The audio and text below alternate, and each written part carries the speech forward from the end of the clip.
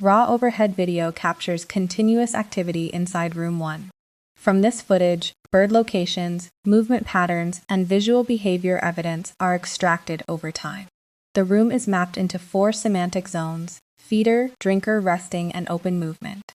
The poultry data preparation pipeline converts raw video and audio into multimodal window-level features, including activity, mobility, spatial distribution, and audio descriptors.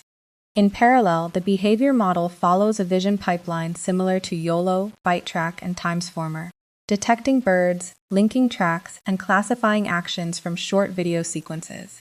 These outputs are aggregated into a Unity-ready timeline JSON file, with stable zone metrics and 10-second bird action updates.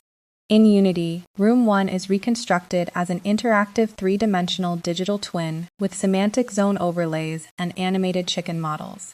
The timeline replay shows flock distribution, movement, and dominant behaviors over time.